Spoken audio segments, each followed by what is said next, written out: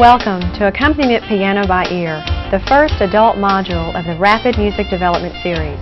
This module consists of cassette tapes, a video, and workbook, which are designed to work together to equip you with the knowledge to release the gifts and talents within you. To ensure that you get an understanding of all the principles of music, we have approached this educational experience from 3 angles. Those angles are: 1. Audible training, by listening to the cassette tapes. 2. Analytical experience training, by following the directions given from the tapes to work in the workbook. 3. Visual reinforcement training, by giving a visual summary of the principles taught through the audio tapes and workbook and demonstrating each practice technique necessary to apply them. The focus of this course is to provide you with the necessary music theory training for practical application to songs that you will want and need to play on a day-to-day basis. This module will teach you all that you need to know to enable you to play the piano or any keyboard by ear. Since this is the first module in our Rapid Music Development Series, it will start from the very beginning, as if you have had no musical training at all. And if you already play the piano by sight, follow this course to establish a new expression of the music that is within you. This is how to use the material. 1. Listen to audio cassette number 1 and follow the instructions for each lesson and answer the questions as they relate to the workbook. The instructor or announcer will tell you when you need to view this video for specific questions or exams. 2. Complete the workbook assigned for each lesson in the workbook first before watching the video of the same lesson number. 3. The videotape of the same lesson number will show you a visual summary of the lesson and practice techniques. 4. Once you have completed this and have a thorough understanding of the things taught in that lesson, practice the exercises assigned with your practice tracks. The practice process will cover as many as 4 lessons under several topics, so take your time and practice well. Once you have practiced to the point that you have a clear understanding and natural response to the practice assignment, then repeat this process with the next lesson. This simple process of listening to the cassette, following and completing the workbook, viewing the videotape for reinforcement, and practicing with the practice tracks will be all you need to accomplish your goal of playing the piano by ear. Accompaniment Piano by Ear is designed to allow you to learn in as little as 30 days, but no longer than 90 days. A commitment of 30 minutes a day is all you will need to start. The key is to learn each of the 30 lessons well before going on to the next. The instructor for the module, David Wayne Lawrence, has been playing the piano for over 25 years. He is a graduate of Oral Roberts University with degrees in music education, theology, and psychology. Mr. Lawrence has recorded several albums for himself and others and has played for audiences all around the world. His teaching technique is very real and personable. As a husband and father of 6 children, David knows the value of good music in a household, and this is demonstrated by the musical achievements of all his children. David Wayne Lawrence brings to you over 18 years of professional music teaching and experience, packaged in this module to unleash the latent musical potential that is within you. Learn, practice, and release.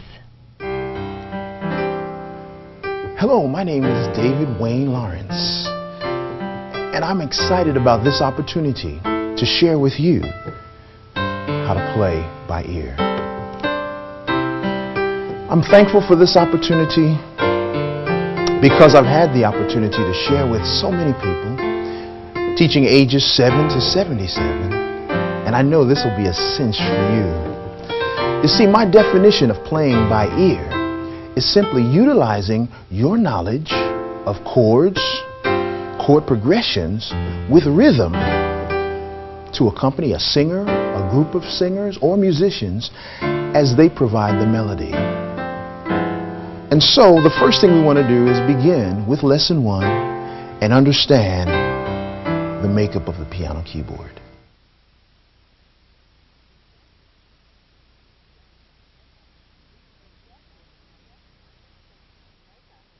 The objective is to understand the makeup of the keyboard and the black and white note relationships. Lesson 1. We need to understand that the keyboard is simply made up of black and white notes. The black notes are in groups of 2s and 3s. And the reason why we focus on them is because they show the pattern, the only real visible pattern on the keyboard. They're in groups of 2s and 3s. The black notes are between the white notes. They are shorter than the white notes. They are raised higher than the white notes. Now, this outlines for us a clear picture of what the piano keyboard looks like. In fact, it's only made up of these 5 black notes and the 7 white notes around them. The same pattern just keeps repeating over and over again. Now, the notes on the piano keyboard get their names from the alphabet. The first 7 letters of the alphabet. In fact, only the white notes are named those first 7 letters, A through G. Let's find out where they are. If you look at the group of 3 black notes, you will notice then to the right of the center black note is going to be A. On any keyboard, no matter what it looks like, where it's at, group of 3 black notes to the right of the center is A. To the left of the center black note is G. To the right of the group of 3 black notes is B. To the left of the 3 black notes is F. Now let's go to the group of 2 black notes. To the left of the group of 2 is C. To the right of the group of 2 is E. And in the center of the 2 is D. The most important thing that you must learn and begin to apply is your knowledge and understanding of those 7 lettered white notes. Everything else that we'll do will depend on that. Now I want to test you. You should have already studied these notes through your audio cassette and your workbook. So now I want to give you a little test on these notes. Exercise 1A has 2 sections with 7 questions, 7 places for you to fill in. Let's do the first part of exercise 1A. Watch your screen and write down the answers for these notes. This is number 1. Number 2.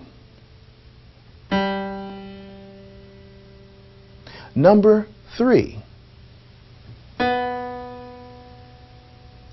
Number 4. Number 5. Number 6. And number 7. All right, here's the second part of that. We'll start with number 1. Number 1. Number 2. Number 3. Number 4. Number 5. Number 6. And number 7.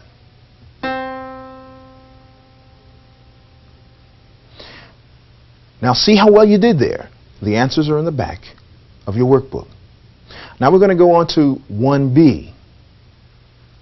Number 1. Number 2. Number 3. Number 4. Number 5.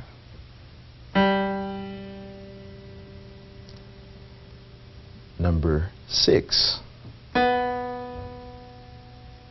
And number 7.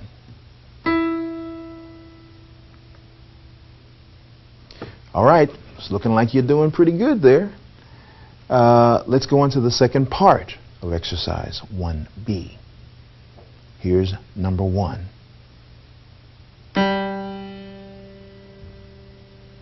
Number 2. Number 3.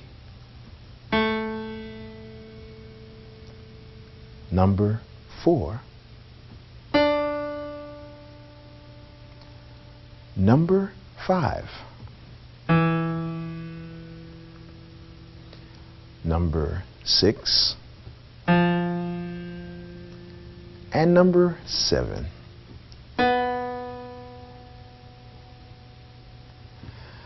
Now, you know how well you've done, and I trust that you got every one of those correct. It's very important that you know these notes well, because everything else that we will do from this point on will build on that. So if you had any difficulty, study them again, and let's then go on with lesson 2. See you at the next lesson.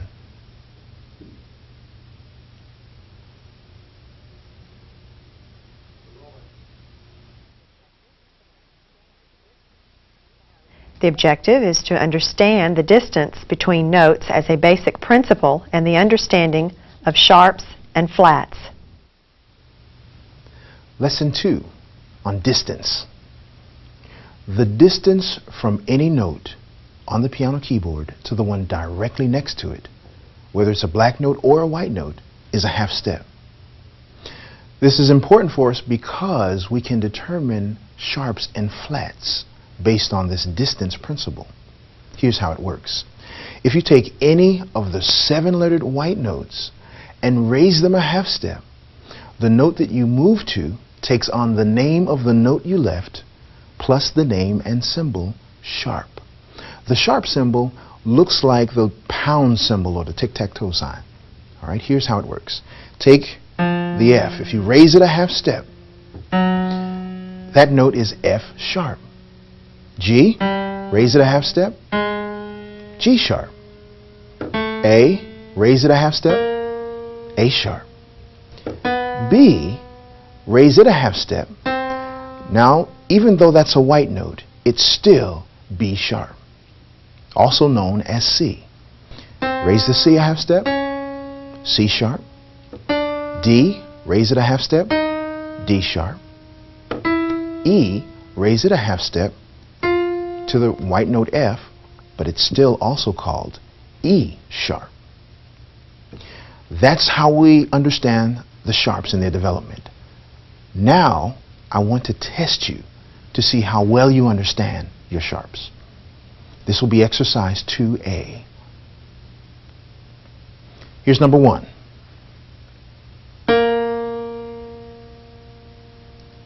Number 2. Number 3. Number 4.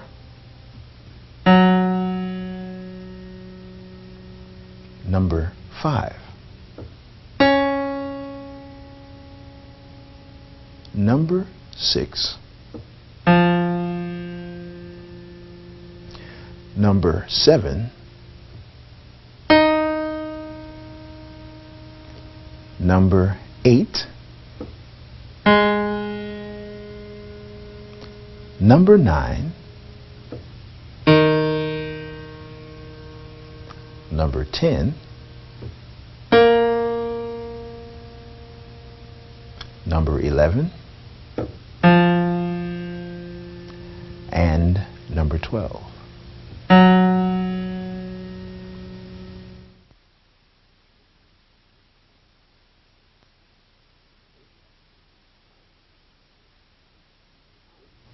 All right, glad to have you back. Now let's talk about flats. Work the same principle now in reverse. If you take any of the 7-lettered white notes and lower them a half step, we raise them for sharps, but now let's lower them to find flats. Take any of the 7-lettered white notes, lower them a half step, the note that you move to takes on the name of the note you left plus the word and symbol flat. The flat is a little lowercase b or symbol that looks like that. Here's B, lowered a half step, you have B flat. A, lowered a half step, A flat. G, lower it a half step, G flat. F, lower it a half step to the white note that we know is E, it's now called F flat, same note as E.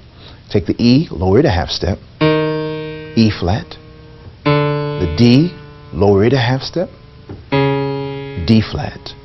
And the C, lower it a half step. You have the white note we know as B, but it's also called C flat. These are your flats, and this is how we find them, by taking that same principle. Now, let me test you on your flats and see how well you do. Here's number 1.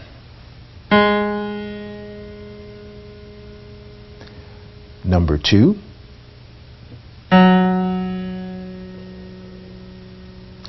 Number 3.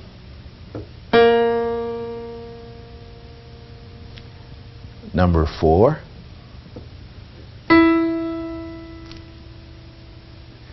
Number 5.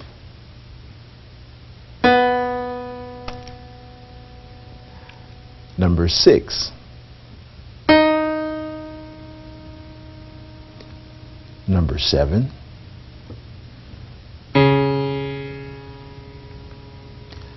Number 8. Number 9. Number 10. Number 11.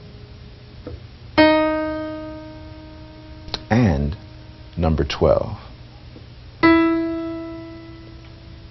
Now, I hope you did well on recognizing your sharps and flats. See you next lesson.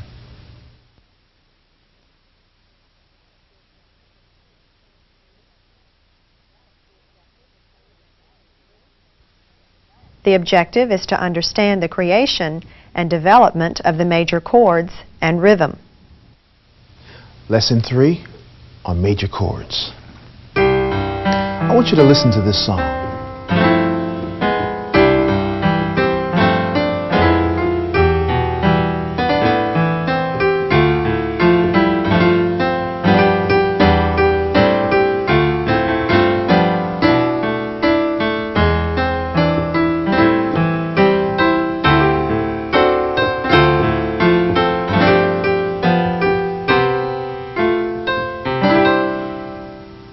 You may not have recognized it, I'm sure you didn't, but it is a song that you know. Mary had a little lamb, little lamb, little lamb. Mary had a little lamb. Her fleece was white as snow. Now, you may wonder, why didn't I recognize that song? It's simply because I didn't play the melody.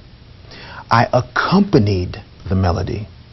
I used a variety of chords, but all of those chords were created from the major chord. And that's what we're going to talk about now and understand, the major chord.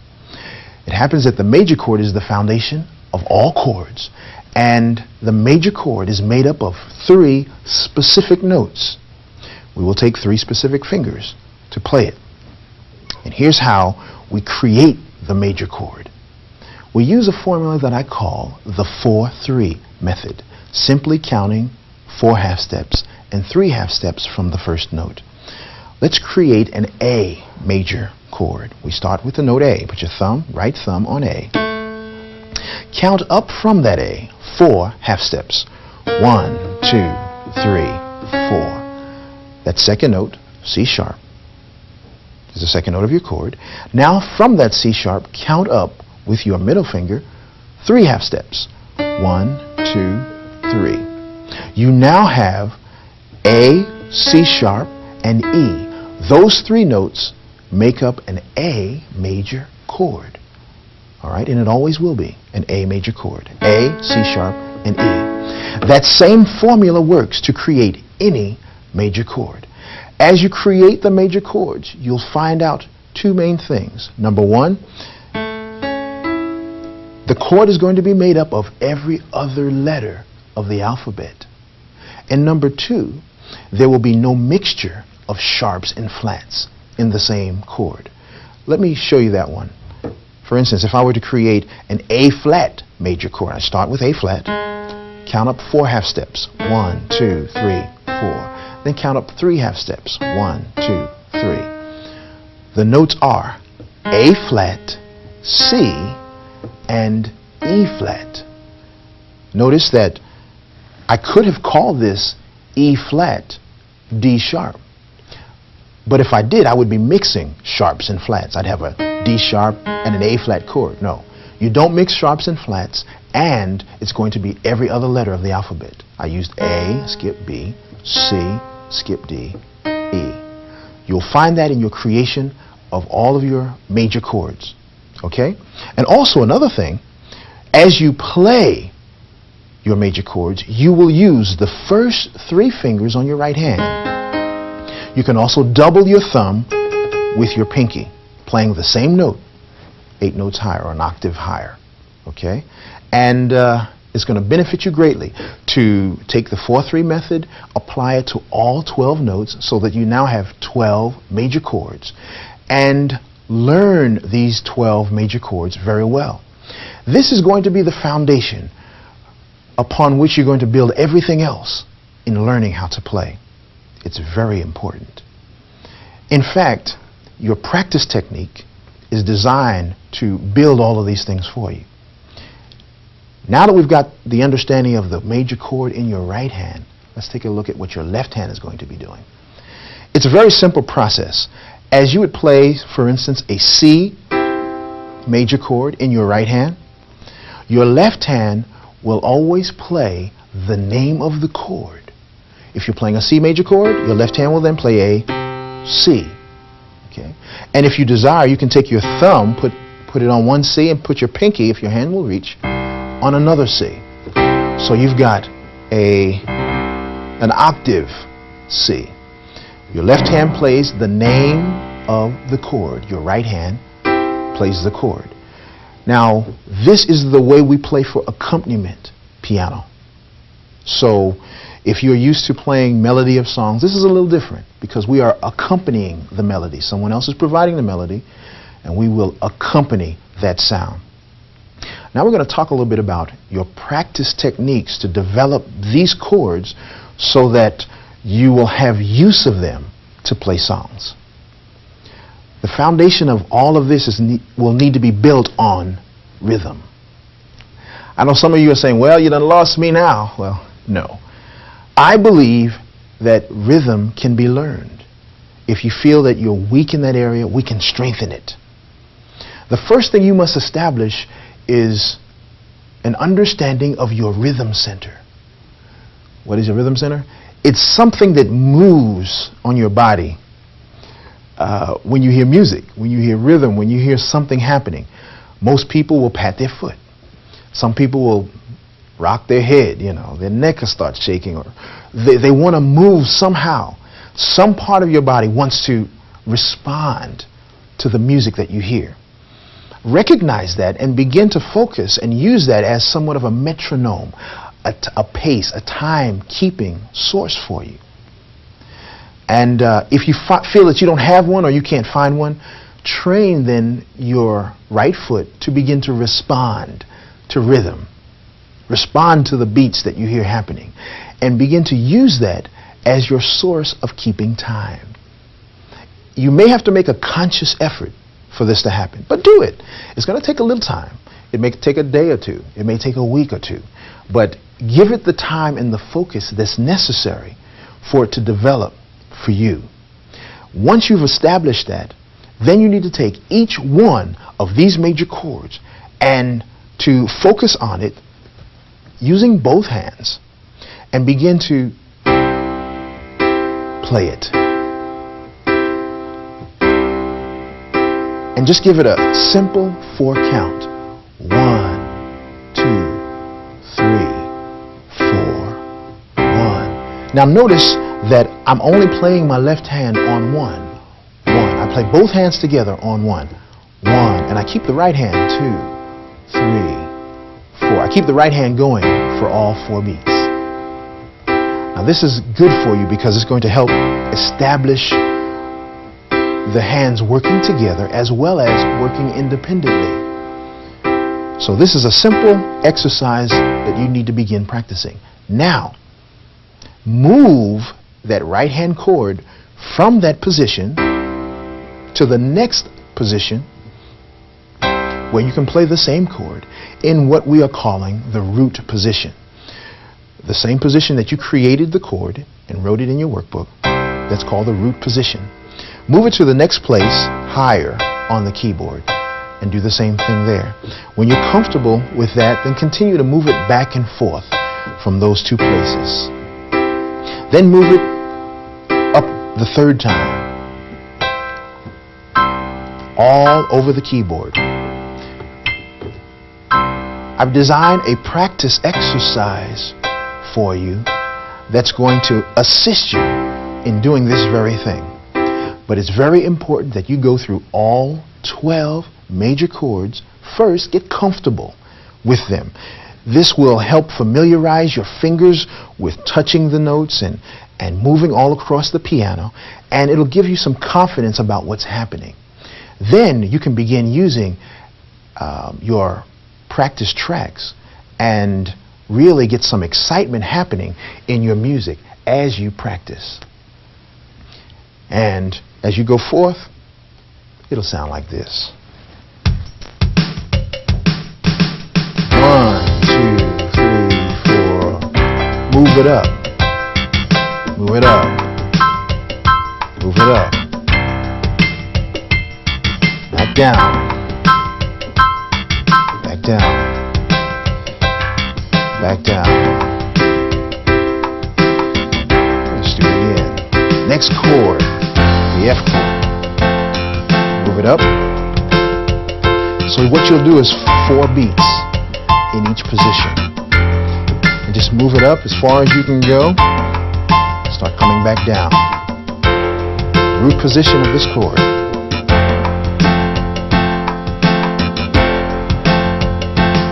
The B flat chord.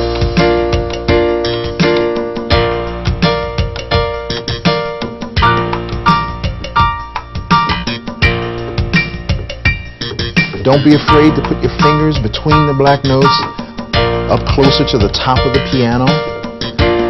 Make sure that your hand position is comfortable.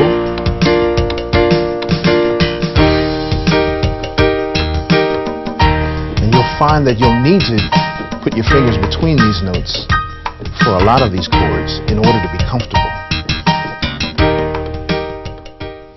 Good lesson. I'll see you next lesson.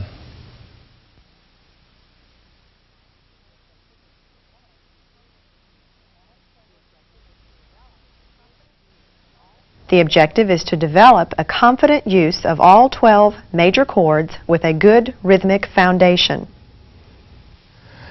Lesson 4, major chord practice. The purpose of this exercise is to get your fingers working collectively and independently. What we're going to do is to play your major chords, first starting with your left hand, playing the name of the chord. Then the right hand will play each note, one at a time, ending on your pinky and then coming back down. You do it again, but move an octave higher and do the same thing. You do it again, move another octave higher and do the same thing. And then come down and come down another octave. Now it's important for you to get a feel of that with each one of the chords before you begin the exercise. But that's what we're doing. First starting with the left hand, boom, 1, 2, 3, 4, 5, 6, 7, that kind of thing. So let's try that now with your practice tracks.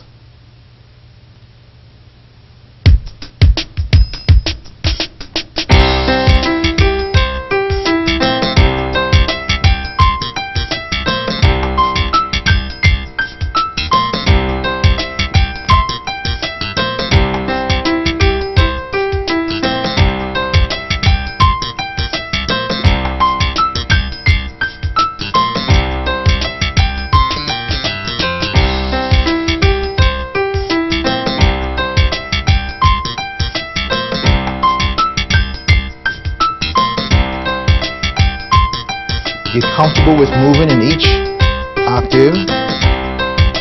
Go on up. Come on down. Try to keep it as even as possible. And at the end, just hit a chord. Now we're going to F. Do the same thing.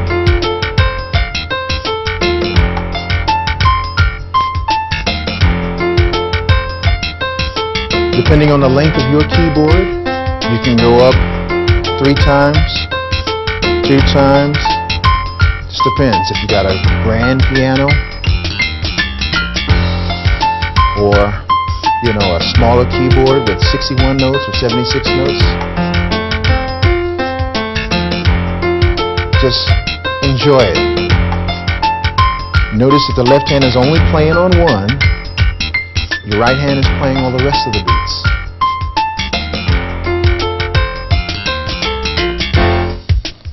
Now to B flat.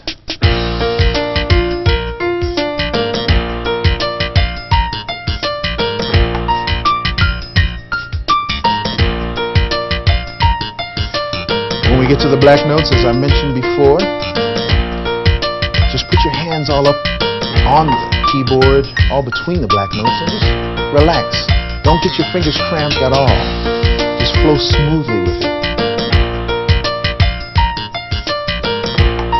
Your rhythm should still be going on now. Your right foot should be padding. Or whatever your rhythm center is, keep it going. This thing will really build you up in your rhythm. So there you have it, the 12 major chords for exercise 4A.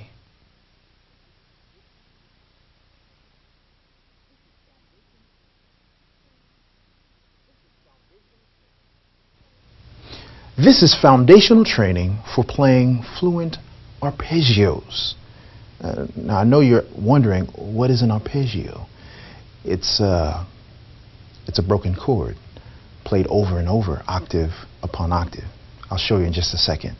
But this will take you up and down the piano and allow you to see and hear a flow of this chord supposedly very smoothly, so that it sounds like you're doing all of these wonderfully. You know, you hear all of these musicians doing all of this stuff, particularly the classical musicians who do these concerts and things like that. I have found that the arpeggios are very useful in a number of expressions that you may want to give in your music. So this exercise will prepare you from the foundational training of how to play it, so that you can develop it to a place where you're just flowing all over the piano. But that's up to you. You know, take it, do it. It's going to also develop your fingers movement. Watch this. You're going to start the same root position. 1, 2, 3. Bring that thumb under as you move your hand to do 1, 2, 3 again. Bring that thumb under. 1, 2, 3. Take up with your pinky. End with your pinky, and then come down. 3, 2, 1. Bring that third finger over. 3, 2, 1. Bring that third finger over. 3, 2, 1.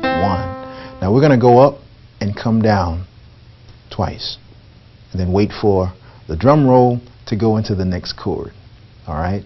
That's what we're going to do. Let's follow along.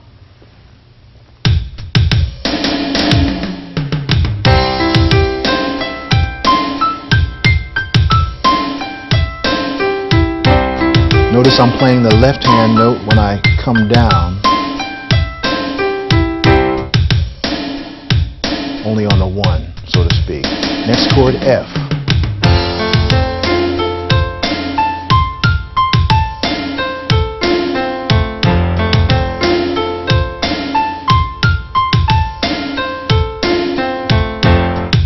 Then I play a chord at the end there. Just kind of give it a little finality. B flat. Sometimes when you're on the black notes, it's a little bit more difficult because you've got to get accustomed to getting between the notes, you know, and sticking it in there, you know, kind of thing. So now the E flat.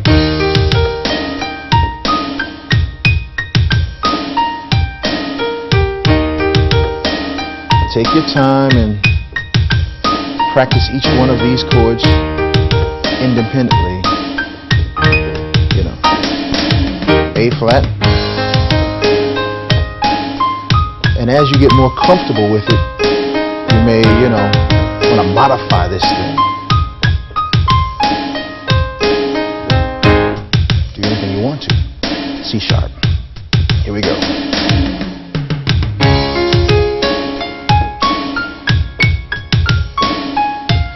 Always looking at the note that you're going to when you're moving your finger, you know.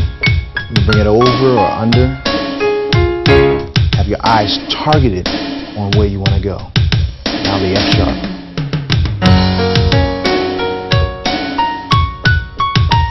Some chords seem to be easier to play than others simply because your fingers can more easily get to them.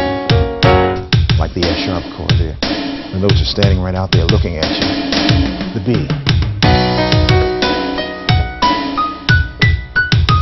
If you're already familiar with your chords and new position, this should be relatively easy for you to do.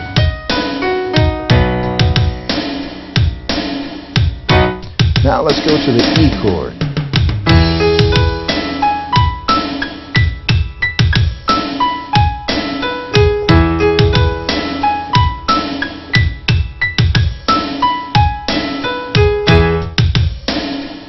Now we're going to go to the A major chord.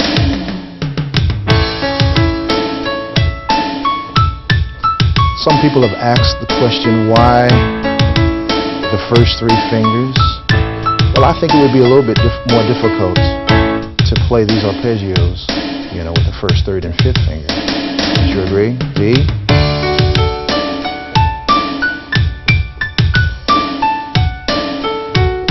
And if you start playing chords with the first, third, and fifth finger now, you're going to have to change. So learn it this way the first time and you won't have to change. G.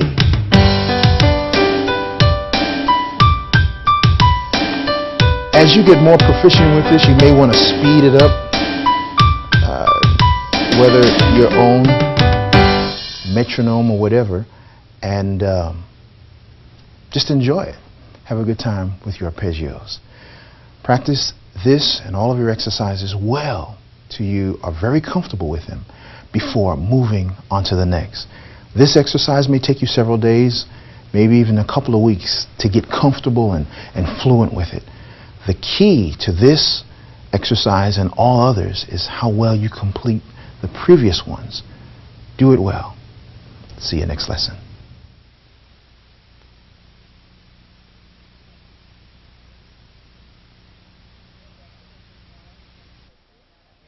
The objective is to develop a use of left-hand bass patterns to enrich the sound of a fast tempo rhythmic accompaniment. Lesson 5 on the bouncing bass. This exercise is all about understanding how to add some life to the chords that you'll be playing in your songs. Now let's figure out how we're going to do this. Look at the major chord. We've got C, E, and G for the C major chord.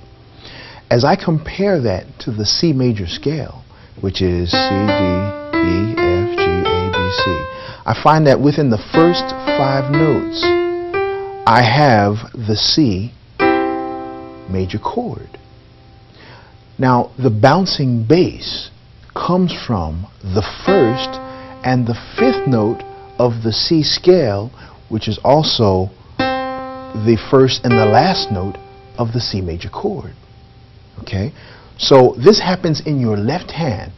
Your left hand will be played by your left pinky on the C, which is the first note, and your thumb on the G, which is the 5th note of the scale. Okay, so your left hand is going to play the root, the name of the chord, name of the scale. We'll call that the root, and the 5th note of the scale. All right, relative to the chord, it's the outer 2 notes. Okay, so then you have a little pattern that's happening like this. Your left hand will go root, your right hand chord will play, then you'll play the 5th in your left hand, then the chord again. Okay? Now, this is the finger I want you to use in your left hand. Your pinky on the root and your thumb on the fifth. We'll do some other things later, but for right now, that's the way I want you to play it. It's easier seen that way and played that way, so let's do it that way for now. And this is the pattern, because this is going to build coordination. If you don't have it, you're going to get some now, because we're going to build some. It's going to start with the left hand pinky, with root, then the chord, the fifth, then the chord, root, chord, fifth, chord. Now that's the pattern that I want you to begin working with, because it's going to sound like this. Root, chord, fifth, chord, root, chord, fifth, chord, root, chord, fifth, chord, root, chord, fifth, chord. You know, you'll begin to get a little bounce, a little flair happening. It'll add a little spice to the music that you'll be playing, because those are the chords you'll be using. And that's the feel that you'll have. All right?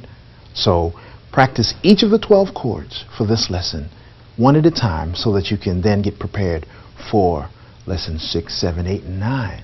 Because in those 4 lessons, we're going to go through all 12 major chords. So practice them alone, and I'll see you next lesson.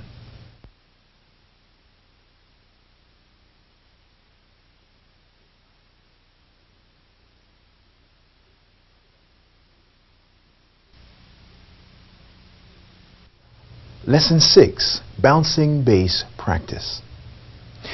Actually, the next 4 lessons we will cover, 6, 7, 8, and 9, because we will cover all 12 chords using the bouncing bass technique, and but they will be in 3 chord groups. All right?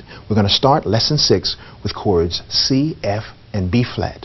We'll keep on going in the practice exercise, but as you practice and develop each one, you're progressing another lesson. All right? Here we go. In lesson 6.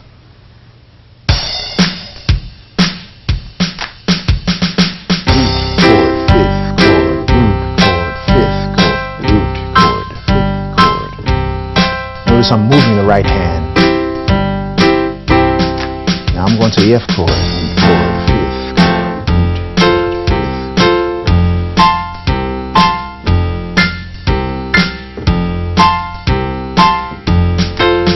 B flat.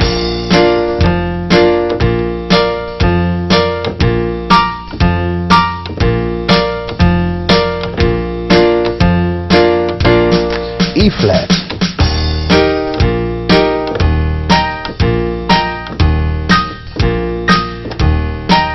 Enjoy, just have a good time with it. You may even want to change the rhythms a little bit. A flat. You know, if you can.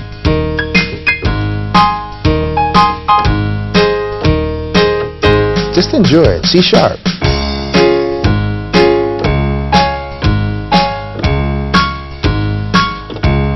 It's all about getting that bass action along with the chord. F sharp.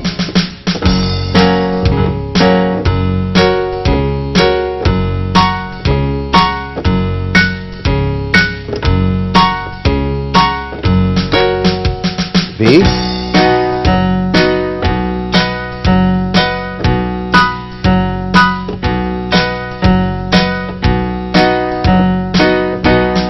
E.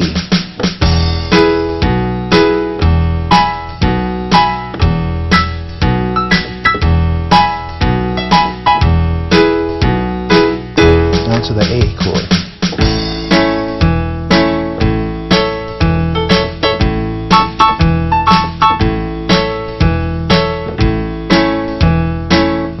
Down to D.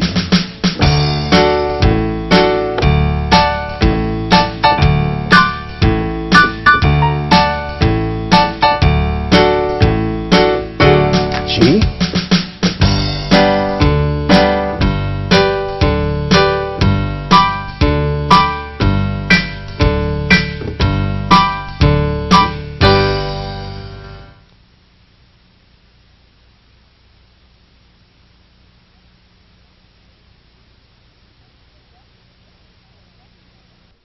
The objective is to understand the use of the major chord in its various forms.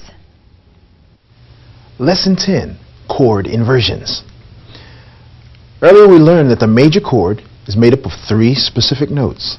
Now, no matter how you rearrange those 3 specific notes, it will still be that major chord. In fact, when we created the C major chord, for instance, we created it in what's called root position. In fact, all of the major chords that we've created earlier have been created in the root position, the creation position. Now we can take those 3 notes and you can move a chord around in at least as many ways as there are notes in the chord. So this is a 3-note chord. This is position 1, root position. Let's take the note that's on the bottom, the C, and move it on top to that C up there. Same 3 notes, I just rearranged it. I took what was on the bottom and put it on top. I'm going to change my fingering now, and this is called the first inversion, the first turnover. What was on the bottom, I put on top. So now, whereas root position I played the 1st, 2nd, and 3rd fingers, now in first inversion I'm going to use the 1st, 2nd, and 4th finger. This is how we will play the first inversion of the chord. Since that's the first, that must mean that there are more. Yes, there are. We can take now the E that's on the bottom and put it on the top up there. Again, change our fingers so that we are now playing again the 1st, the 2nd, and the 4th finger. It's still a C major chord because I'm still using the same notes, but now it's in what's called the 2nd inversion. Now if I were to do it again, take the G and put it on top, I'm back to root position again. Okay, so there are 3 positions that we can play each chord. That's what happens in our right hand, but the left hand still plays the name of the chord. And that's why we gave it that term. The left hand plays the name of the chord, because that's not going to change. So you've got 3 positions: root position, first inversion, and second inversion. Root position, you'll use fingers 1, 2, and 3. First and second inversion, you'll use fingers 1, 2, and 4. Practice a simple practice technique of 4 beats in root position, 4 beats in first inversion, then 4 beats in second inversion. For each one of the 12 chords before you go to your practice tracks, because we're going to flow through all 12 of them in the next 4 lessons, lesson 11, 12, 13, and 14. So for lesson 10, you now go and practice each one of the 12 chords till you're comfortable with all 3 positions on those 12 chords. See you next lesson.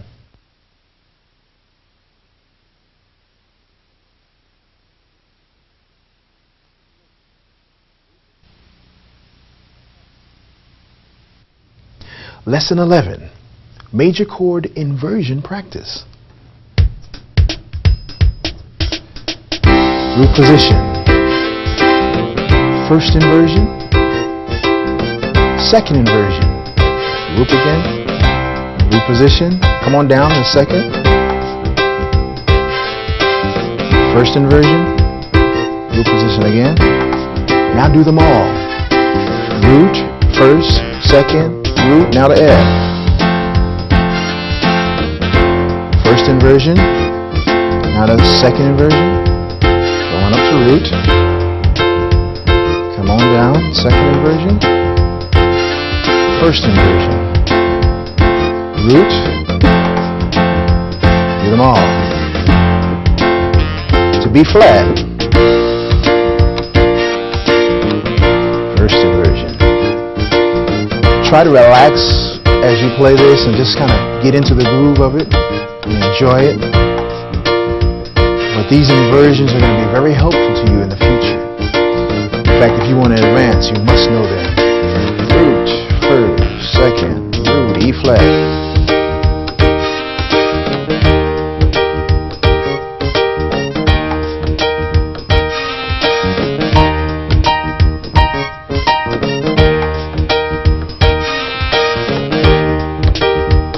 comfortable with the fingers up there between the black notes.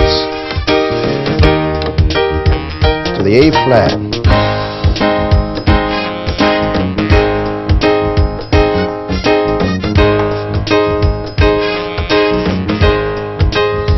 Now come on down, second inversion. First inversion. Root position. Now all positions. Root, third, C sharp. Notice my left hand is just playing on the downbeat. My right hand is keeping more of the steady rhythms. Now you can play with this thing, you can improvise, you know, do what you want as long as you're using the inversions. To the F sharp. First inversion. Second inversion. The whole purpose of this exercise is to get you comfortable with what you're doing. To get you to enjoy it. All inversions. To the B. First inversion. Second inversion.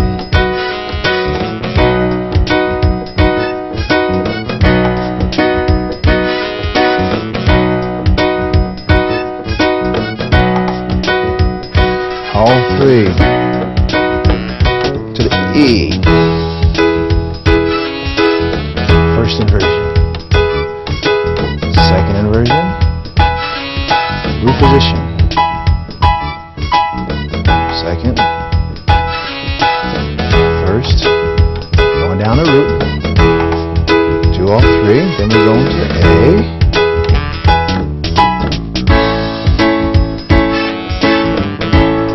I think it's best that you keep your fingers spread out over the keyboard.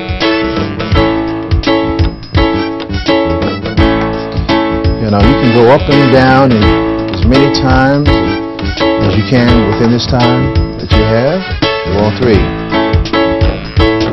So the E, or the D.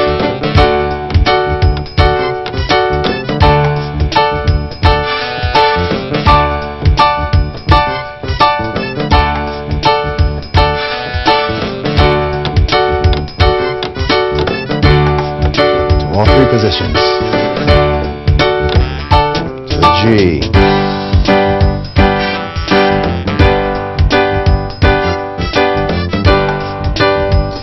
To the root position. Second inversion. First inversion. Now the root position.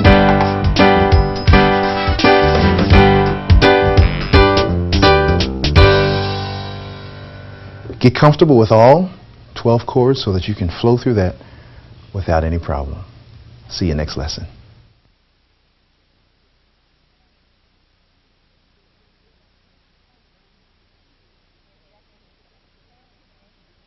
The objective is to understand the creation and use of scales to benefit playing styles. Lesson 15, Scales. A scale is a specific arrangement of whole steps and half steps.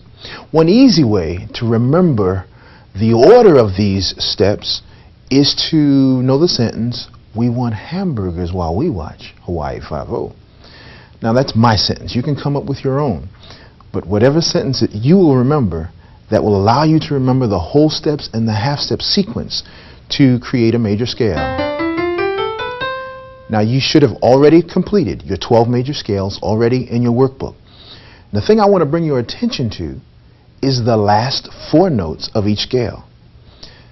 And the reason why I want you to focus on that is because the last 4 notes of each scale are similar to the first 4 of another scale. And that comes into play as you begin to practice the last 4 notes of each scale. You will actually wind up playing all of the scales. Okay? Now, we will use, however, the last 4 notes of each scale as a left-hand fill-in.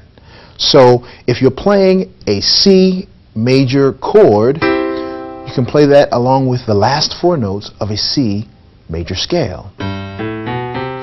The fingering that we'll use for that will be 4, 3, 2, 1 while you're playing the chord in your right hand. Okay. Now, as we determined earlier that the chord is made up of the first, third, and fifth note of the major scale, we're now going to use the last 4 notes of the scale in our left hand. And this is a type of feel that you need to become familiar with and begin to practice individually, because in the next lessons we'll begin to focus on combining all of this together so that we can have a nice sound along with the bouncing bass. Because it all really works together, because as you know, the bouncing bass came from the root and fifth of the scale. And as we begin to apply all of these things, we can have some real nice fill-in sounds and movements that really makes your music sound good. So with each chord, just practice the last 4 notes, of each scale with those chords. Get yourself familiar with it, and we'll go further into that in some of our next lessons. See you next lesson.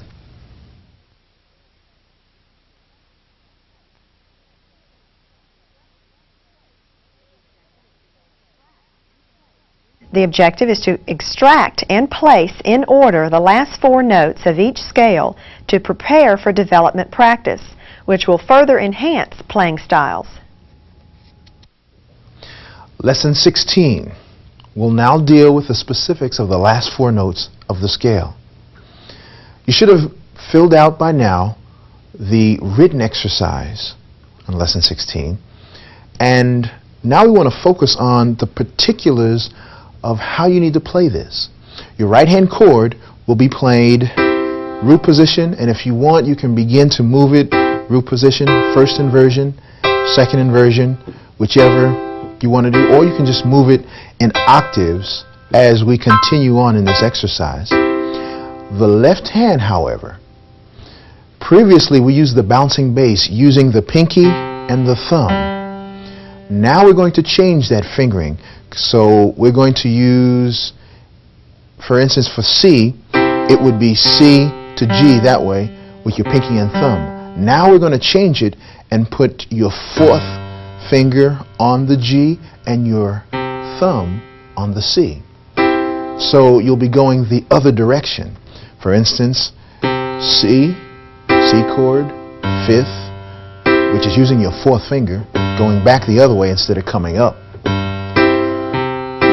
Back and forth like that. It's root, chord, 5th chord, but your fingers are a little bit different, all right? And the reason why we need to do it that way is because it puts your fingers in a place where you can just easily do the last 4 notes of the scale. You can do the bouncing bass and just come right on up with the last 4 notes of the scale. So everything is right in place, all ready to go, okay? Now what we want to do is add all of that together so that you have the chord, the bouncing bass, and the last 4 notes of the scale.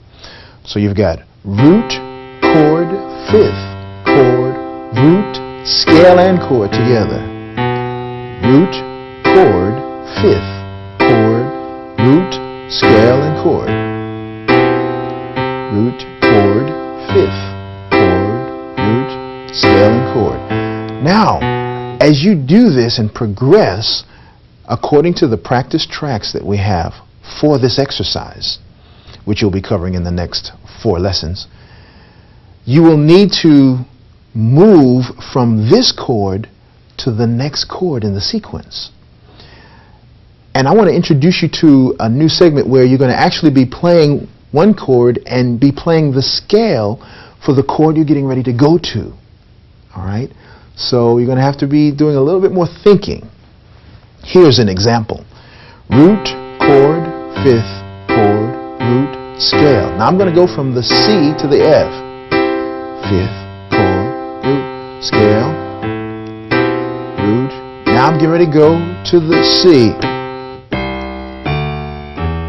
So I can go to the F scale. You see, now I'm in F. But the note that I ended on for the C scale was also the first note for the F scale to move to it. So that's the type of thing that you're going to be doing in the next 4 lessons. So it's imperative that you're comfortable with each chord one at a time so that you can effectively move on to the next 4 lessons. So practice each one. I'll see you next lesson.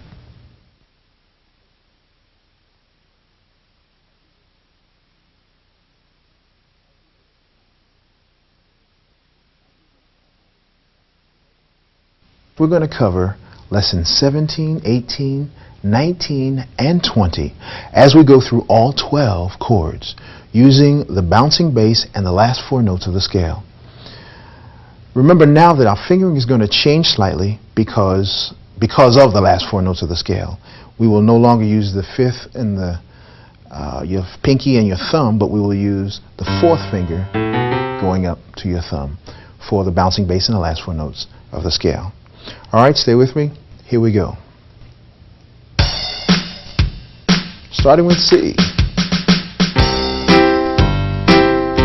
Remember the sequence? Root, chord, 5th chord, root, scaling chord. Root, chord, 5th chord, root, scaling chord. We're going to move to the next chord, which is F.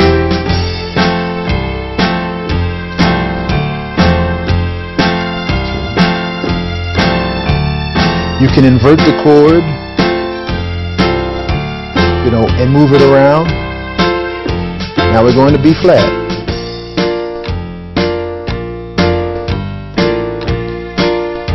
The point is to be comfortable with this and just kind of play with it, relax with it, and get comfortable with it.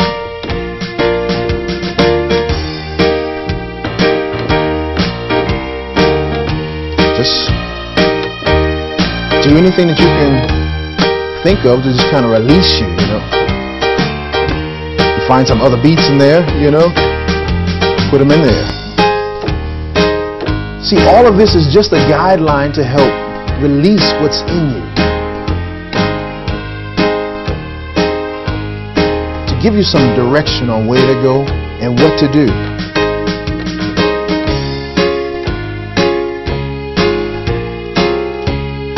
Don't beat yourself up and think you have to be so strict to do all the right notes all the time. Just be expressive. You have an idea of where you're going. Now we're going to F sharp. And just flow with it, Relax and go from chord to chord. Have a good time with it. This is going to be your expression. See, if you're not comfortable with it, you'll get tense and think you're doing something wrong, and it'll be a mess.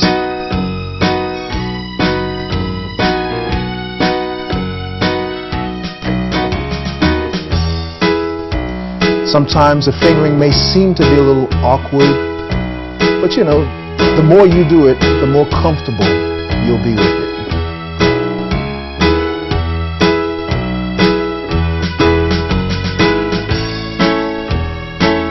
One of the big tricks is going to be moving from one chord to another and hearing that move and just being comfortable to flow with it. Here we go to D. So this is simply a guideline for you, a visual guideline, for you to just release yourself and get comfortable with this and expand on it however you desire.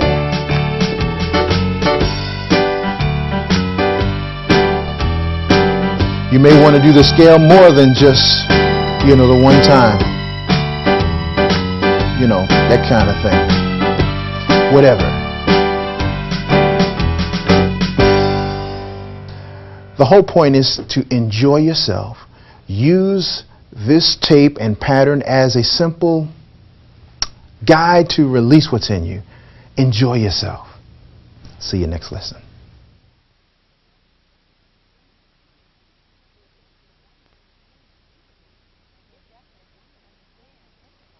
The objective is to understand intervals as the distance from one note to another on the major scale. I feel that the best way to understand the relationships of intervals is to a scale. Simply the written scale, as we have already written out in our workbooks. For instance, if you look in your book, you'll see the scale written out for you, the major scale, and an interval is simply the distance from the first note of the scale to any other note on that scale. That's it. When you talk about intervals, you're talking about the distance from one note to another based on its major scale. The distance from the first note of the scale to any other note on that scale. All right? These are what we call major intervals from, on the C scale, from C to D to E to A or to B. All of these are major intervals. So on the left side of that slash line above that scale, you write the word major, because this represents all of our major intervals. All scales have them. Okay? If you refer to any of your scales that are also listed there on that page in your workbook, all of the scales have these major intervals. Now notice we didn't go to the 4 and the 5 on these scales, because they are not called major interval, they are called perfect intervals. So on that line under the scale, on the left side of the slash, the word perfect appears, because these are our perfect and major intervals. All scales have them. So if you look at your 12 scales, you'll see that if I were to ask you the question, what is the major third of B flat, you'd have to go to the B flat scale, go to the third note on that B flat scale, and your answer would be D. So the major third of B flat is D. If I asked you the question, what is the perfect fifth of B, you would then have to go to the B scale, find the fifth note on that B scale, which is F sharp, and that would be your answer. So that's how it works with intervals. All scales have intervals, and all but the 4 and the 5 are called major. The 4 and the 5 are called perfect. You may wonder, well, why are the 4 and the 5 called perfect? My answer is simply that the 4 and the 5 have a perfect working relationship with 1. And we'll find out more about that as we progress on in our playing and so forth. All right? Now, there is room for a test at the bottom page on intervals in your workbook, so it will test you on your understanding your major, your minor, your perfect, your intervals, so that you can flow with that, because all of the scales have intervals. Now, each one of those intervals can be altered, and when we alter them the same way, but we don't call them the same names. Just like the major intervals and the perfect intervals have two different names, even though they're on the same scale.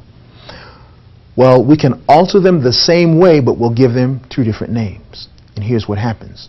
We alter them by lowering them a half step. When we lower a major interval, the major interval becomes a minor interval.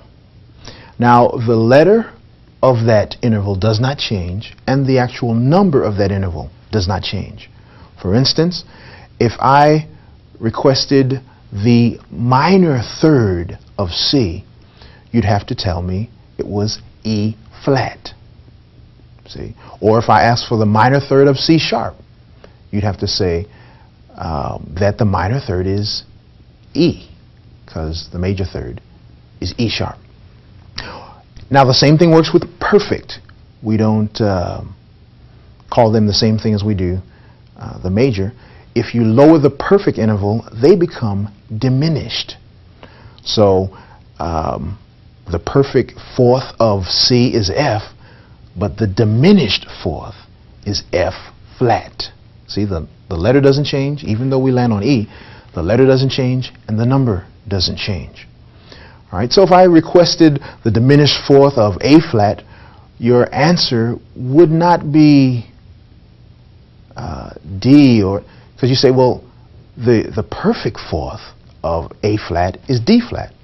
Well, the letter must not change and the number must not change. So you must take that D flat and lower it again or flat it again, so it becomes D double flat. All right? So that's the principle of major intervals and perfect intervals. Just kind of familiarize yourself with that little test, 21B, that's on the bottom of your page there in your workbook, and you will become more familiar with these intervals. And we'll see you in the next lesson.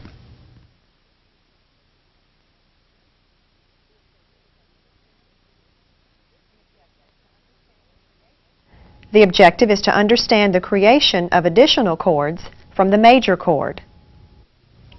Lesson 22, auxiliary chords. Now, we've discovered earlier how to create and use the major chord. The major chord will now be the foundational chord from which we will see how all these other chords are developed. Let's start with the major chord, which we learned how to create using the 4-3 method. 1, 2, 3, 4, 1, 2, 3. That's how we created the major chord. Now, since we've recognized that the major chord is made up of the root, the third, and the fifth of its major scale, I'm going to now refer to all of the other chords that we will create relative to the root, third, or fifth, and what we must do to them in order to establish our other chords. Okay? All right, the chord symbol that you will read when you're reading music and they want you to play a C major chord, for instance, they'll simply put a capital C, indicating that you play a C major chord. Another chord is called a minor chord. A minor chord is an altered major chord. In fact, the symbol that they will show you is a small m. For instance, if they wanted you to play a C minor chord, they'd have a small m after the C. And it means to take the third of the C chord and lower it a half step. And there you have a C minor chord. Now, another type of chord is called a diminished chord. The symbol that you will see for that will be a little degree sign, a little circle to the a superscript, you know, to the upper right of the letter. If they wanted you to play a C diminished chord, they would put a C and that little degree sign. Sometimes they'll even write DIM in lowercase letters. But that means you lower the third and the fifth for a diminished chord. Remember when we talked about intervals earlier, diminished was something that only happened to the fifth interval. And as you can see in your major chord is made up of a major third interval and a perfect fifth interval. So when you have a diminished chord, you have both the third and the fifth lowered a half step. So we give it the diminished name. All right, another type of chord is called an augmented chord. And the symbol that they'll use to indicate an augmented chord is a plus sign. And what it means is to raise the fifth a half step. All of these movements will be half step movements, but that plus sign means raise the fifth. Now those are your basic alterations to the major chord to create these other types of chords. There's several more that I want to talk about. In fact, specifically the suspension chord. Now, suspension chords are unresolved chords. They sound like you're not finished, that you need to do something else. And it sounds like you need to continue to play another chord. Some people like that sound and will leave you kind of hanging on a suspension chord, you know, dangling there. But there are two types of suspension chords. And let me show you this. A suspension chord is something that's suspended before it gets to this resting place as a major chord. In other words, it's trying to get here. This is where it's going. So there are two types of suspensions. One is called a two suspension, meaning that instead of playing the 1, you play the 2. See, in the major chord, you're playing the 1, 3, 5, but for a 2 suspension, you're playing the 2, 3, 5, and it resolves to the 1. So it sounds like this. and then it will resolve to the 1. So the symbol that you may see for that is just a subscript 2. They'll put a little 2 down at the bottom right hand part of the letter. So that's called a 2 suspension. The other suspension is the 4 suspension, where instead of playing the 3, you play the 4 and resolve it to the 3. Okay? And I find that I like to hear that chord with the root on top or in first inversion. Use it a lot at the middle of a song and at the end of a song to help finalize it. So the symbol for that, though, is just the little S-U-S, meaning suspension. Some people have thought sustain, but it's suspension. Okay? So there's 2 types of suspensions, 2 suspension and the 4 suspension. Another type of chord, we're going to take a step now. I call these the first cousins of the chords we've just gone over, simply because those were 3-note chords, and now we're going to move into 4-note chords, which are called 7th chords. Well, we will deal now with the 7th chords. And the thing about a 7th chord is that it's made up of 2 parts. 1 part chord and the other part interval. And that's why we had to deal with the intervals earlier. Let's deal with the 3 basic 7th chords. The major 7th, the minor 7th, and the dominant 7th. Here's the major 7th chord. The symbol for it is the letter, for instance, we'll be using C, and the M-A-J, usually in lowercase letters, M-A-J, and the superscript 7. It's a combination of a C major chord plus the major 7th interval. So you have C, E, G, B. One of the simple ways that I find to play that chord is simply take the root of the chord and lower it a half step. And you're still playing a major 7th chord, because you're still playing C, E, G, B. As long as you got all the notes there, you've got your major 7th chord. Another type of 7th chord is called the minor 7th chord. The minor 7th chord is a combination of the minor chord plus the minor 7th interval. All right? And if you look at that very carefully, you'll notice that the minor 7th chord looks like a combination of just C in your bass, or C in your right hand even, and an E flat major chord. So in effect, you could play C in your left hand in the bass and just play an E flat major chord in your right hand, and you will also have a C minor 7th chord. Interesting.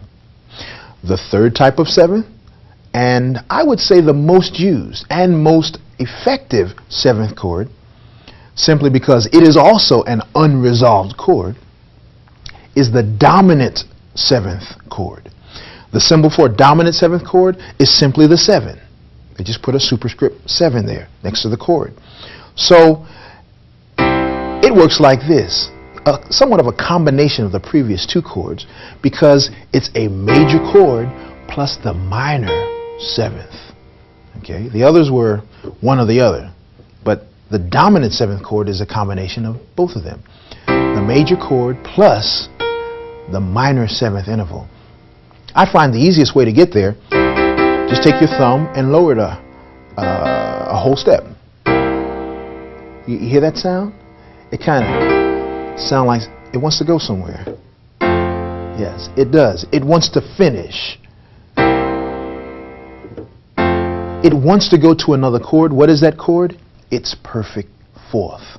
Whatever the chord is, C for instance, make it a dominant 7th chord. It wants to go to the perfect 4th of C, which is F. Okay, so that's the way it wants to resolve. That's how it becomes an unresolved chord. Well, these are our auxiliary chords. Get an idea about them, study them, work with them, and you will have a good time with these chords. I'm going to tell you, as you begin to apply these to your songs, oh, it's going to sound so good. So practice it, get familiar with it, and I'll see you next lesson.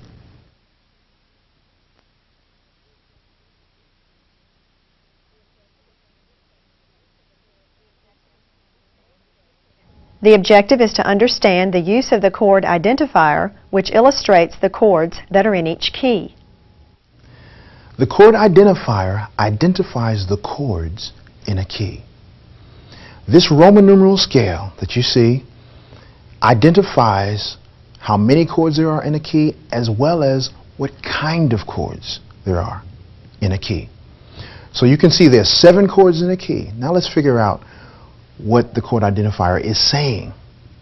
The capital Roman numerals represent major chord. So by that you can see that there are 3 major chords in a key. Number 7 there, you see that it has that little degree sign. Well, that means diminished. So one of the chords is a diminished chord in every key. The other lowercase Roman numerals represent minor chord. So that means then that there are 3 minor chords in every key. Every key has 3 major chords, 3 minor chords, and 1 diminished chord. Now the chord identifier works by applying a scale to it, applying a major scale to the chord identifier. For instance, you match the C major scale to the chord identifier, you will then see that the key of C is made up of 7 chords. The 1 chord is a C major chord. The 2 chord is a D minor chord. You see what's happening there? The Roman numeral 2 is a lowercase 2, which means minor chord. And as you apply that to the scale, C is the first note, D is the second, so forth and so on. All right? The 3 is a minor chord, E minor. The 4, however, is a major chord, F major. The 5 is a G major. The 6, an A minor. And the 7 is B diminished. And you're back to 1 again. Notice that the sound sounds like a scale.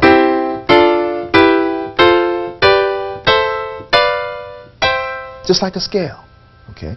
But it's with chords. So every key is made up of 7 chords, and the chord identifier helps you understand what those chords are and the properties of those chords.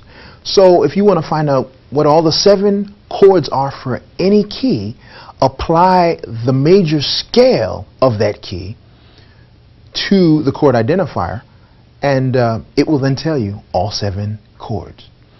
Now there's another way to find out some of the chords that are in the key, and that's necessarily simply because all you need to play songs are the major chords. You can play most songs. Let me say this. The major chords of every key are the foundational chords upon which you'll do all the other things. In other words, all you need are the 3 major chords to play songs in any key. So there's another way that you can find those 3 major chords by simply doing this. If you want to play in the key of C, play a C major chord. Take the middle note, raise it a half step. Now your fingers identify the 3 major chords for that key, for the key of C in this case. You've got your thumb on C, you need a C major chord, you need an F major chord, and you need a G major chord. C, F, and G. Remember before when we talked about intervals, I said that the 1, the 4, and the 5 have a perfect working relationship? Well, this is where it is. Because in order to play songs, you need the 1 chord, the 4 chord, and the 5 chord. And so that's why they call those intervals perfect. Okay? So then, I want you to familiarize yourself with the 3 major chords for all keys. And this is going to prepare you now to play songs. See, we had to go through all that other sort of stuff to learn our tools, to understand the tools that we're working with, the notes, and put those together to create chords, and the different ways we can shape those chords, so that now we are beginning to get to the place where we'll talk about how these chords work together to play songs. This is important. In fact, to better prepare and equip you to move in that vein, I put together a little exercise for you to get used to playing these major chords in different shapes and forms, in the auxiliary chord forms.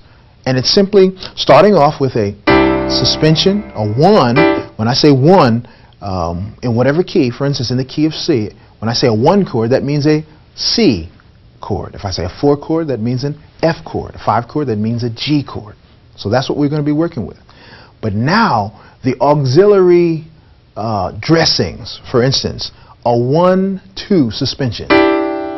Okay, remember the 2 suspension? If I play that 1 chord as a 2 suspension and resolve it to the 1, then I play that 1 as a major 7 and then a dominant 7. Notice it's just one finger that's moving. Okay, and remember the dominant 7 wants to push you to its perfect 4. Well, it so happens that on your chord identifier, notice that 4 is the perfect 4 of 1. That's good. So then you can easily go from the 1 chord, if you make that a dominant 7th chord, to the 4. So then go to the 4 and play it as a 2 suspension. Resolve it. Then make it a minor chord. Okay. Then come back to the 1 and play it as a suspension or just as a 1. Then go to the 5, make it a major 7, just simply by lowering the root, and then a dominant 7. That's a good way to play a dominant 7. Put your thumb on the crack. Get 2 notes with 1 finger. 2 for the price of 1. And then that 5-7 chord wants to push you to its 4, and it so happens that the perfect 4 of that 5 that's on that chord identifier, the perfect 4 of that is 1. So it takes you back to the C. We'll get a little bit more into that later on in this lesson and in our next modules. But that's the practice exercise that we're going to begin to do.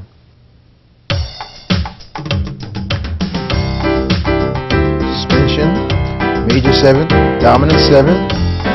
Now we're on the 4, 4 minor, to the 1, 5 major, dominant 7, 1 suspension. Now let's go up a half step to C sharp, do the same thing.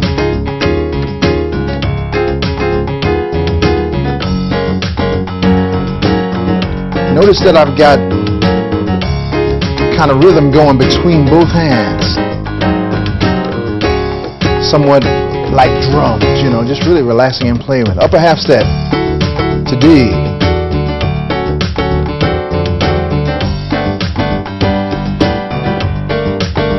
I'm even playing a suspension on the 4 as a minor chord. Let's take it up one more to E flat. Major 7, dominant 7 to the 4, suspension, make it a minor chord. To the 1, 5,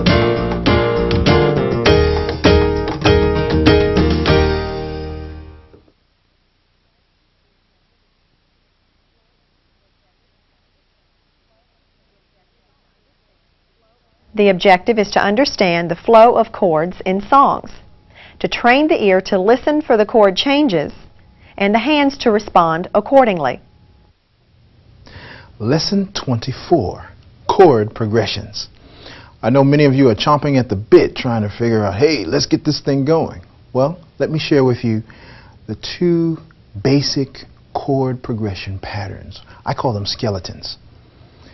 This is basically what happens with all songs. They all start with the 1 chord, and they all end with the 1 chord. Simple enough. The question is, what happens in between?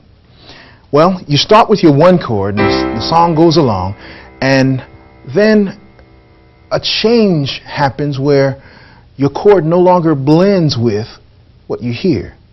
Generally, it's time then to change to your 4 chord. All right? And you'll find, oh yeah, that works. Then it generally comes back to your 1 chord. Okay? And that'll work for a while. But then there'll be another change, and it'll most likely go to your 5 chord, after which it will always come back to your 1 chord. Okay, so that's the first progression. It's 1, 4, 1, 5, 1. Songs will change in that progression. For instance, a song like Amazing Grace, how sweet, 4 chord.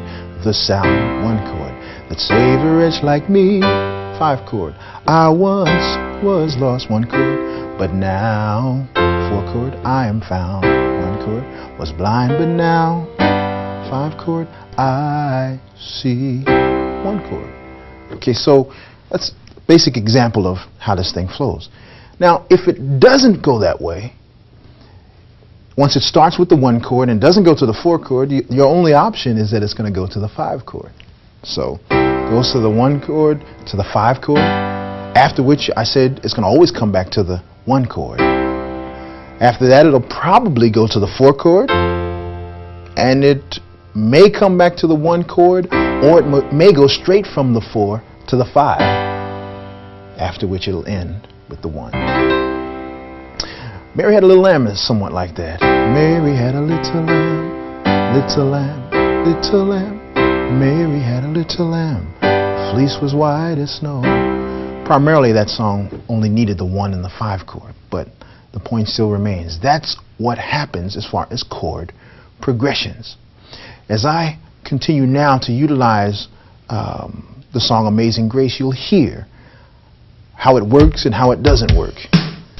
And you need to make the same type of adjustments as you listen to somebody play or whatever. Here's the 1 chord. I'm just playing along, tempo-wise.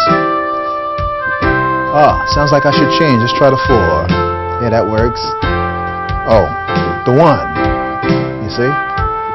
You can kind of hear when it's wrong, and it should be a change. I'm playing very basically now.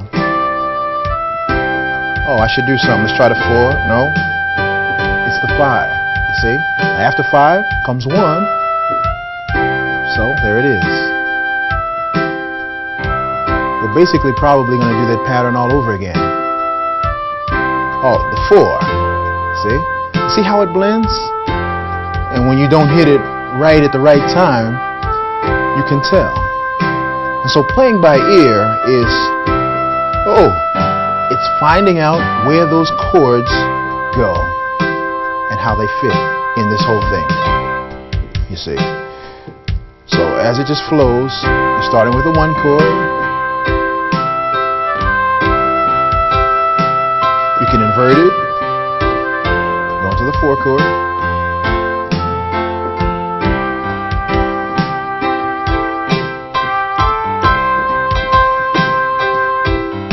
This is where you can fill in with all kinds of rhythms, as long as you're playing the 1 chord. Now I'm on the 5.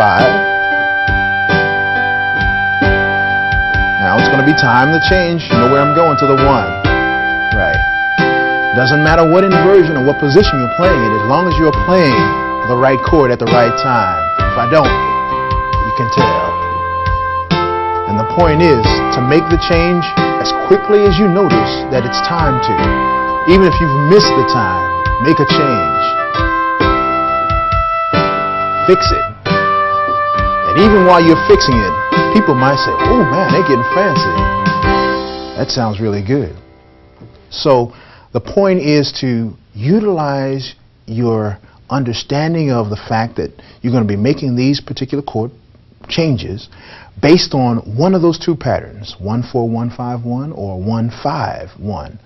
4, 5, 1, something like that. So that's an example, a starting place for you to begin to work with. You've learned the tools. So now this is how we actually play by ear. We now are trying to figure out how to listen for when to use the tools that we are aware of. Remember, my definition of playing by ear is properly utilizing your knowledge of chords, progressions, with rhythm as someone provides the melody. So we're into this thing now.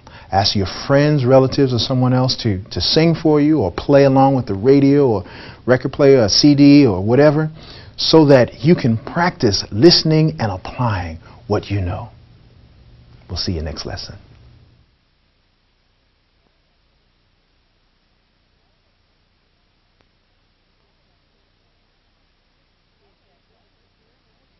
The objective is to hear and understand the flow of chords in the songs illustrated, to train the ear to listen for the chord changes, and the hands to respond accordingly. Lesson 25. This lesson is all about development of our song accompaniment. A couple of things that I want to do is encourage you to relax and flow with your chords and your chord progressions and just be relaxed with it. We're going to do a little bit on Amazing Grace, and with that, just do as much as you can with the chords.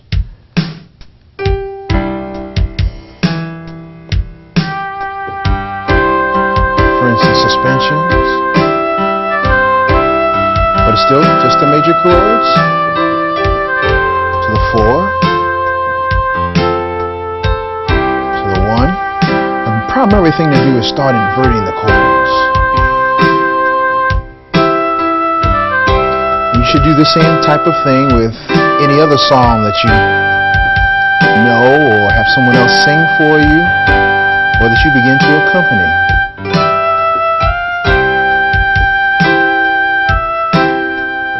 The whole focus is the chord progressions, and just get comfortable with that.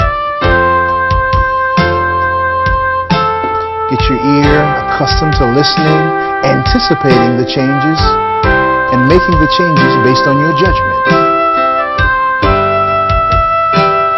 Using just the 3 major chords, the 1, the 4, and the 5. Another thing I want you to recognize is the use of the sustain pedal. Now, the way the sustain pedal works, it allows the chords that you're playing to continue to ring. Okay? And what you do is you hold it down as long as you're playing a particular chord. For instance, I'm playing the 1 chord, so I can keep the pedal down so we can allow that note to ring. But it also lines up with rhythm, because every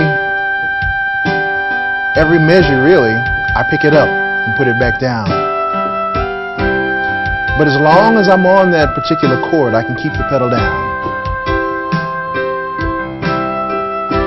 But when I change chords, I lift it up because that silences the keyboard and allows all the other notes that have been playing to go silent, so it doesn't interfere with the next chord that I'm about to play.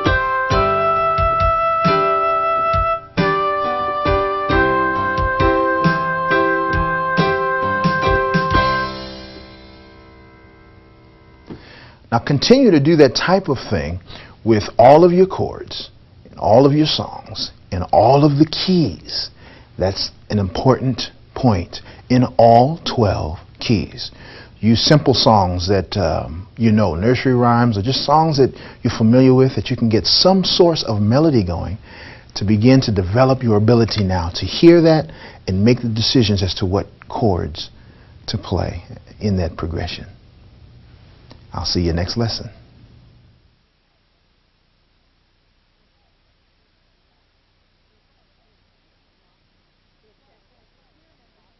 The objective is to hear and understand the flow of minor, augmented, suspended, and major chords in songs.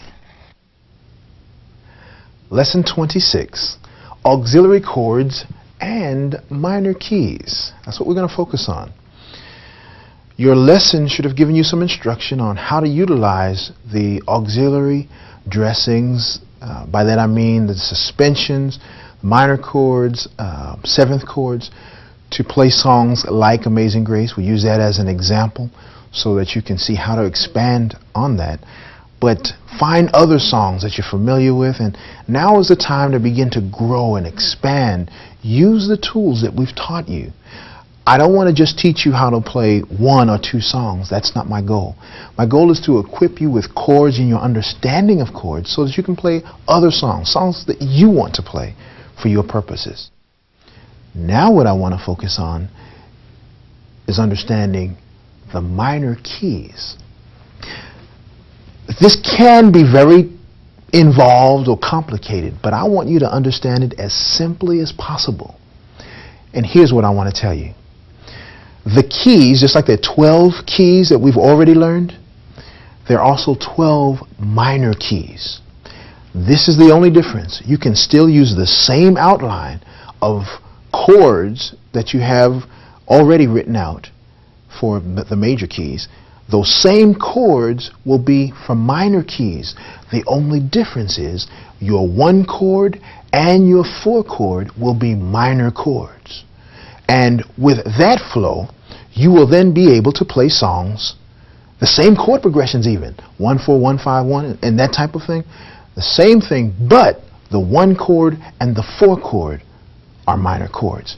Here's a demonstration of a song I call JJ Song, that is in a minor key. And I'll play the chords along and call them out so you can see. That's the 1, the 4, 1, 5, 1. So on the 1, 4, 1, 5, 1. See that same progression. Now to the 4, to the 5. What's coming after 5? 1. To the 4, 1, 5, 1. 1, 5, 1. Very simple. So it doesn't matter what key or whether it's major or minor, you're still going to make the same kind of movements, the same chord progressions. Notice my left hand, I'm using the bouncing bass, but I'm not moving my hand at all, simply because I'm playing the 1, 4, and 5, and the bouncing bass for each chord right there in my hand position. Practice that.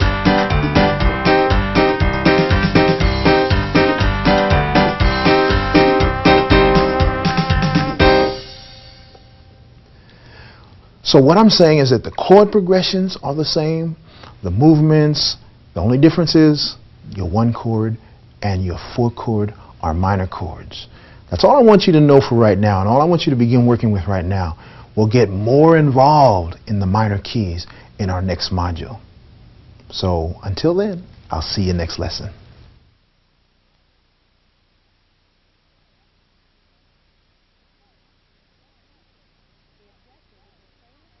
The objective is to train the fingers to flow in familiar patterns when moving between 1, 4, and 5. Lesson 27, 7th chords and auxiliary chord practice. The following progressions will build up your ability to flow smoothly between the 1, 4, and 5 chords, using suspensions, minor chords, and 7th chords. It's important that you follow the progressions outlined here, and I want you to use it for all 12 keys. You're now playing songs, or you should be, and this will strengthen your ability to flow between these chords. And I'm going to tell you this, only if you practice these things will you play them. This is why I give it to you, because what you become familiar with, you will begin to use it in all of your songs. Every time you play, regardless of the song or regardless of the key that it's in, you'll use these things. So that's why it's so important for you to go forth and practice this. All right, the chord progression is a simple one, basically 3/4 time, but do it and I'm sure you'll do well with it. Starting with the suspension. Dominant 7th chord, 4 beats, then the 4 as a suspension, then a minor chord. To the 1, to the 5, major 7, dominant 7, then a 1 suspension. You can change the key if you want to, or just keep practicing until you're very comfortable with this type of thing before you move on to the next key. You can begin to break up the chord and rhythmically give it some variety.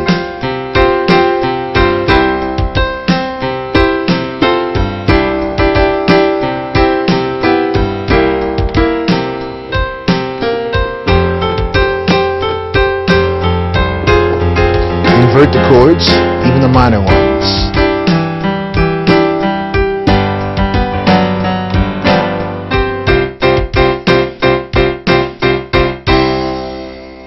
Now that's one progression.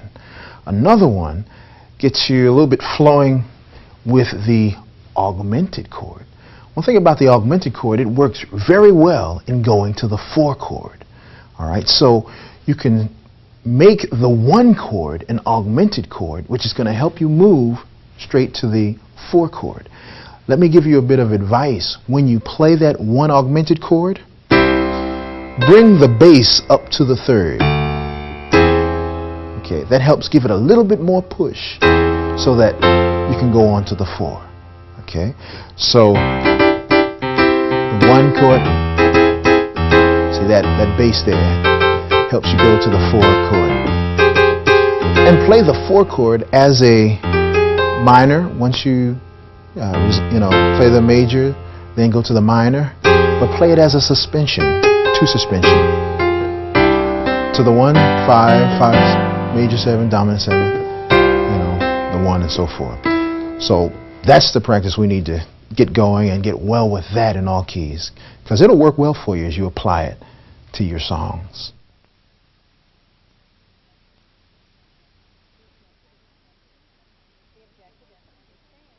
The objective is to understand how to make a musical transition from one key to another. Lesson 28, key modulations. What this is all about is simply moving from one key to another key with a chord, one chord or a group of chords. Primarily, what you are doing is using the 5/7 chord, the 5 dominant 7th chord of the key that you want to go to after, at the end of the song in one key. This works simply because the dominant 7th chord, if you remember, is an unresolved chord. It wants to resolve to its perfect 4. Well, regardless as to where you play that dominant 7th chord, it's going to want to go to its 4.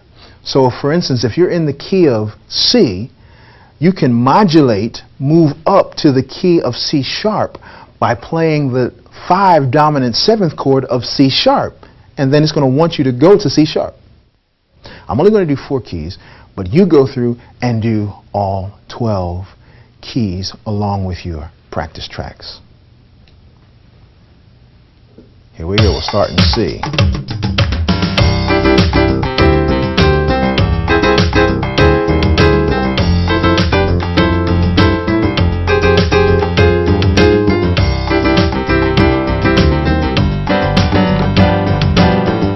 There's the 1 chord.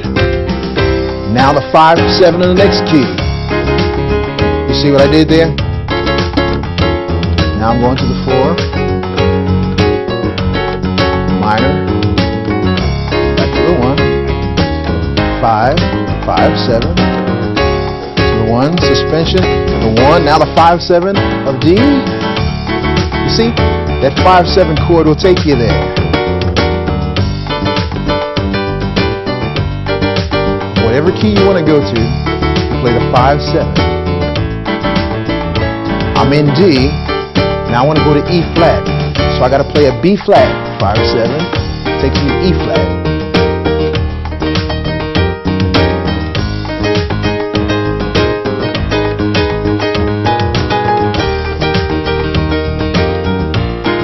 To the 5/7 of that one, suspension. Now this is the type of exercise that will take you through all keys. You can go up a half step, a whole step, whatever is necessary. Do that and you will know how to modulate from key to key. See you next lesson.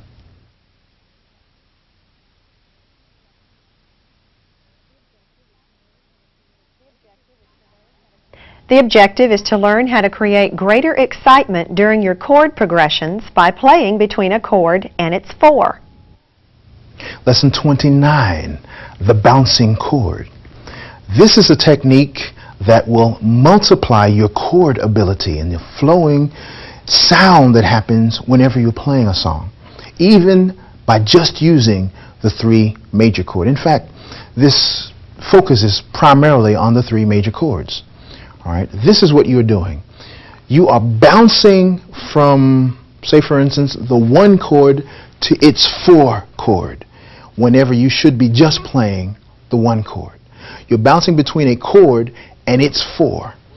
The important thing about all of this is the fingering. You must be using the right fingers to get this happening. You're going from a chord in, for instance, root position to its 4, but it's in second inversion.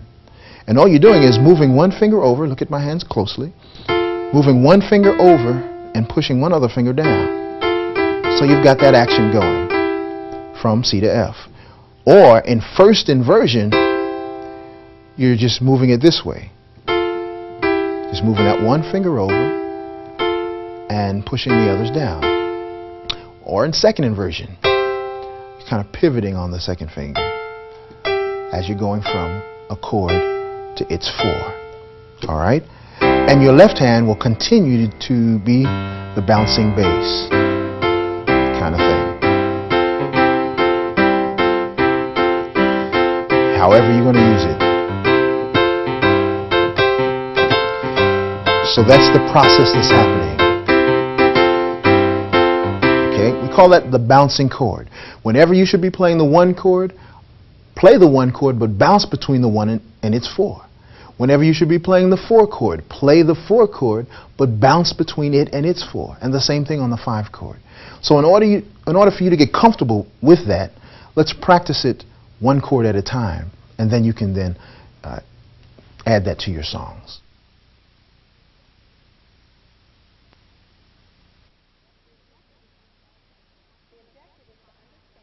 The objective is to understand what to do to find out what key the melody is in. Now this is the fun part of playing by ear. When people sing and want you to play for them, you have to find out what key they're singing in before you can effectively play. The experiences I've had doing that, oh, they've been wonderful. Let me give you some keys to finding out what key somebody's singing in. When they start a song, if they start singing before you have an opportunity to do anything, you have actually got to go to the keyboard and start looking for them by going up chromatically. Just that means every single note. You know, looking for a note that blends with what they're singing. And when you find that note, it's that blends. It is not the melody of what they're singing, but the note blends with what they're singing. That's what you're looking for. And once you find that note that blends with what they're singing, it's identifying the key that they're in. So you look at that, realize they're in whatever key, and start playing the 3 major chords for that particular key. All right? Now, if in fact you get the opportunity to start playing before they start singing, you know, you can set the key for them. But otherwise, you have to find them. For instance, I'm going to find out what key this song is in. You try to help me out.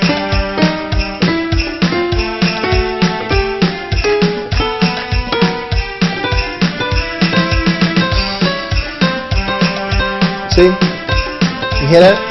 It blends, right? It's not the melody. Sometimes it is. But you hear how that note just blends with it? It's a C. So that's the key that they're in. Now, what are the chords in the key of C? The 3 major chords, C, F, and G. Use those chords and you can play it.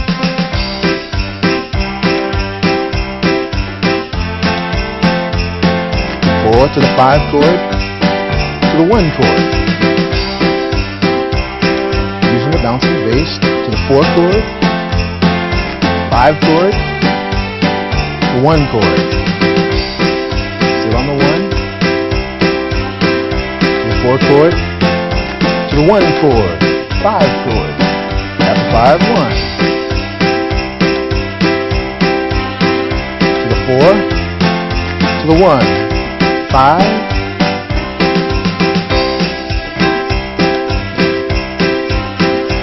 to the 4, to the 1, 5, 1, to the 4. To the 1, 5 chord.